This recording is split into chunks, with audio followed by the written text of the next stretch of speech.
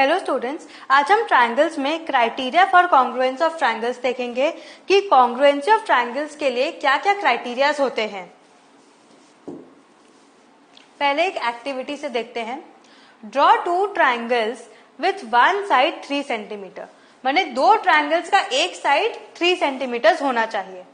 Are these triangles congruent, मतलब खाली एक साइड इक्वल होने से क्या दो ट्रायंगल्स कॉन्ग्रुएंट हो जाते हैं? Answer is no, they are not congruent. ठीक है, यहाँ पे खाली AC was equal to EF, it was equal to 3 centimetres, nothing else. और कोई कंडीशन नहीं थी, ना एंगल्स की ना कोई और साइड की, इसीलिए दे आर नॉट कॉन्ग्रुएंट। ठीक है। Activity 2, draw two triangles with one side 4 centimeter and one angle 50 degrees। Last activity में हम एंगल नहीं दिया था, यहाँ पे बोला है कि एक एंगल भी कॉमन है। One side is 4 centimetres and one angle is 50 degrees. मतलब यहाँ पे क्या हो गया कि BC is equal to QR is equal to 4 centimetres and angle ABC is equal to angle PQR is equal to 50 degrees. ठीक है। So, are they congruent? No, they are not congruent, क्योंकि खाली एक एंगल एंड एक side से आपको congruency नहीं prove होती, ये नहीं पता चलता कि दोनों ट्रायंगल सेम है। Correct. Now conclusion, equality of one pair of sides और one pair of sides and one pair of angles is not sufficient to give us congruent triangles। मतलब बोले कि equality of one pair of sides or another pair of sides and one pair of angles is not sufficient to give us the congruent triangles। इससे हमें एक axiom मिलता है, this is called SAS congruence rule। What is SAS? Side angle side। SAS is side angle side। Two triangles are congruent if two sides and the included angle of one triangle are equal to two sides and the included angle of other triangle। Included angle क्या होता है? जैसे कि ये दो sides है, ठीक है, ट्रायंगल की ये दो sides है, तो ये जो एंगल फॉर्म हो रहा है ना, इसको बोलते हैं हम included angle। So ये बोल रहा है कि two triangles are congruent if two sides and the included angle is same, is equal to two sides and one angle of and the included angle of other triangle। तो यहाँ पे देखो AB is equal to PQ 2 centimeters, BC is equal to QR 4 centimeters and angle ABC is equal to angle PQR 50 degrees। So are these two triangles congruent to each other? Yes, they are congruent to each other, क्योंकि ये तो axiom state कर रहा है। अब examples देखते हैं। In figure 7.8 that is this figure, OA is equal to OB। देखो OA is equal to OB and OD is equal to OC। OD is equal to OC।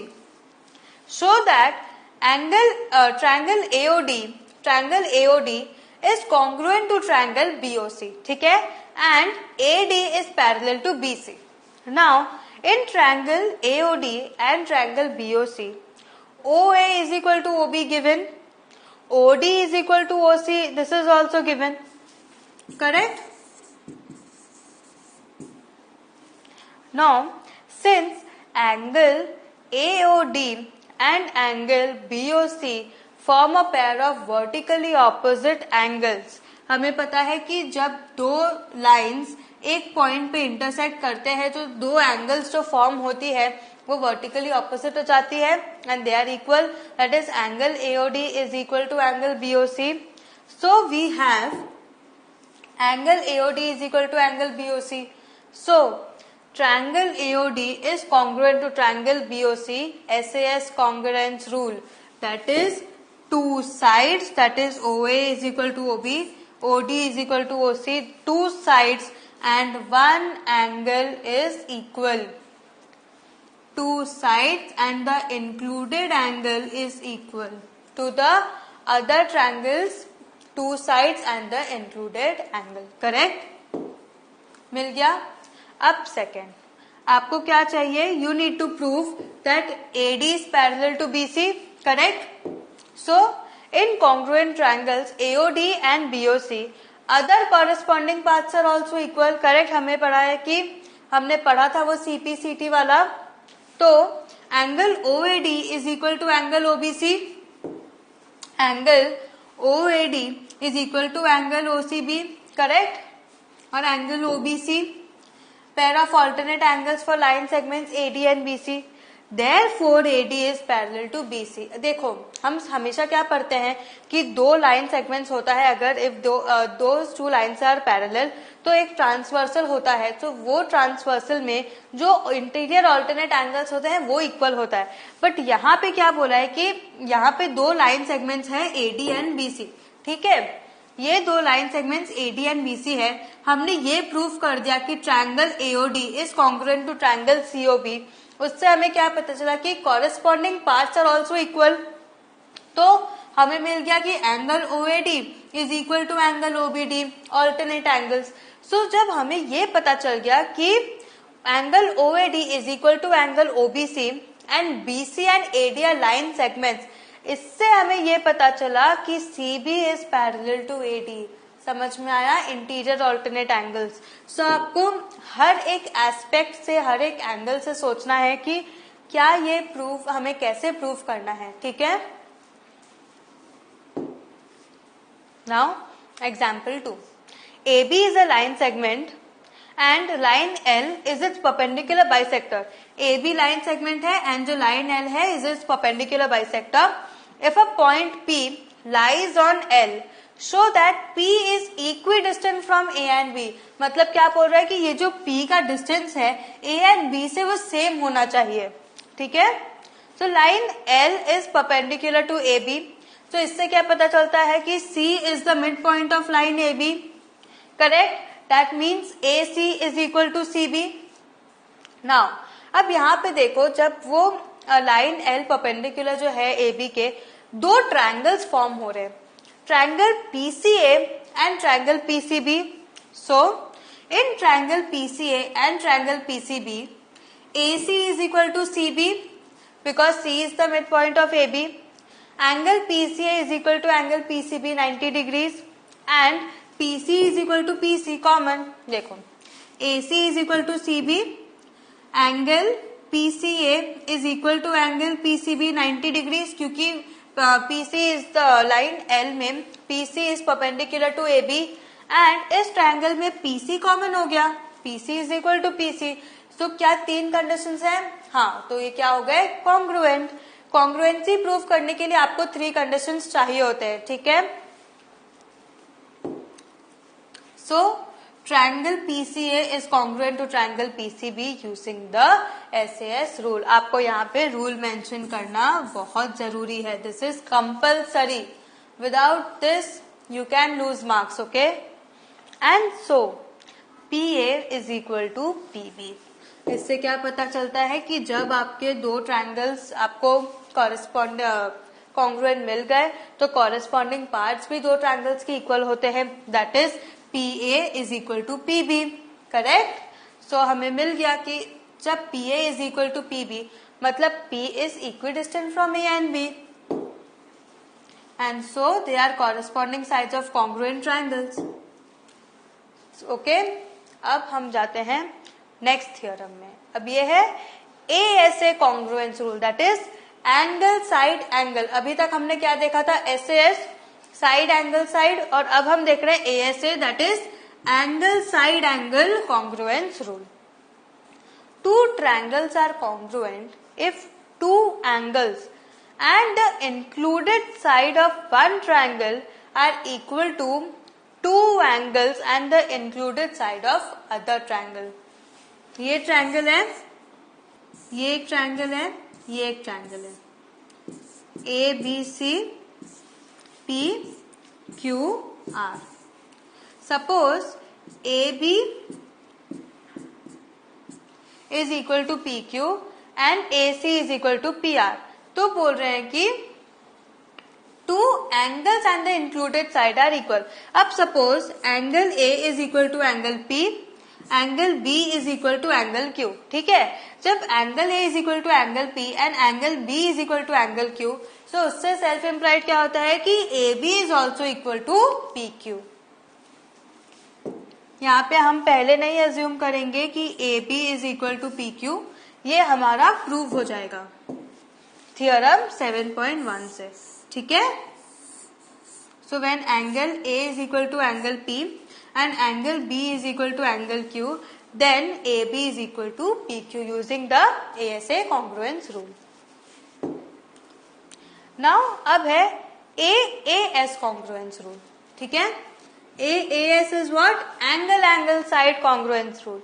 Two triangles are congruent if any two pairs of angles and one pair of corresponding sides are equal. मतलब any two pairs of angle, कोई भी दो pair of angle and one pair of corresponding sides are equal, ठीक है। तो हमने तीन rule पढ़े, SAS rule, ASA rule and AAS rule, correct. अब note equality of three angles is not sufficient for congruence of triangles, therefore for congruence of triangles out of three equal parts one has to be a side। मतलब ये क्या बोले कि अगर आपके दो triangles में तीनों एंगल सेम है, तीनों एंगल सेम होने का मतलब ये तो नहीं होता कि आपके तीनों साइड भी सेम है, कोई भी मेजरमेंट हो सकता है एंगल सेम होने के कारण। तो इसीलिए कॉन्ग्रुएंसी ऑफ ट्रायंगल्स प्रूव करने के लिए वन कंपल्सरीली एक साइड होना चाहिए। देखो जैसे कि ये जो तीन रूल्स है, यहाँ पे दो साइड है, यहाँ पे एक साइड है, यहाँ पे एक साइड है, तो वन साइड इज कंपल्सरी, ठीक है, तभी आपका कॉन्ग्रुएंसी प्रूव होगा। So these are the criterias. Now example 3, line segment AB is parallel to another line segment CD, मतलब AB is parallel to CD, O is the mid point of AD, show that triangle AOB is congruent to triangle DOC and O is the midpoint of BC। आपको दिया है कि O is the midpoint of AD, तो आपको ये proof करना है O is the midpoint of BC, ठीक है।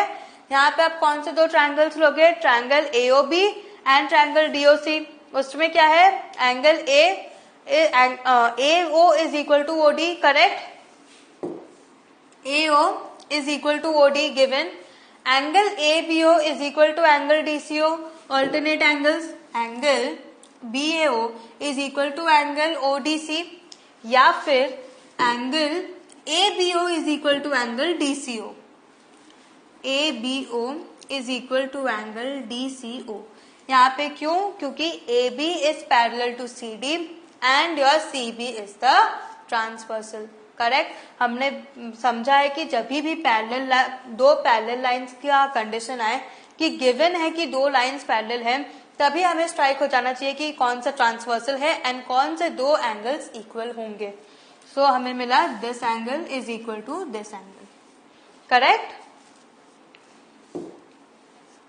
Angle AOB is equal to angle DOC, why angle AOB is equal to angle DOC vertically opposite angles, क्योंकि जो आपका लाइन है AB, AD और BC, they are intersecting at one point O. So whenever two lines are intersecting at one point, the two opposite angles are equal, vertically opposite angles। तो हमें दो condition मिल गई angles की, and AO is equal to OD, ये भी हमें side मिल गया।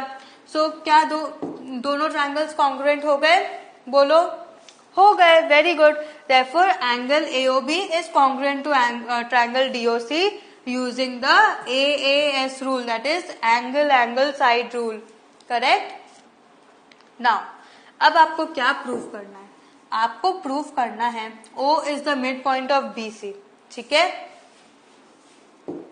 you know OB is equal to OC using the corresponding parts of congruent triangles, क्योंकि जब दो ट्रायंगल कॉन्ग्रुएंट हो गए तो उसके कॉरेस्पॉन्डिंग पार्ट्स भी इक्वल होते हैं।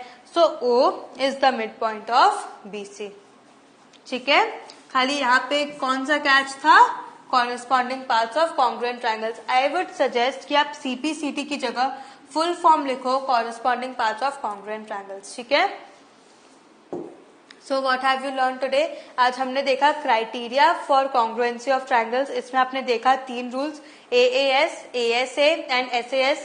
तीनों इंपॉर्टेंट है, तीनों काम आएंगे आपको प्रूव करने के लिए कि कौन सा सम जो है वो कैसे, कौन से 2 ट्रायंगल्स कॉन्ग्रुएंट है and using which rule they are congruent. ठीक है, have a thorough revision of this.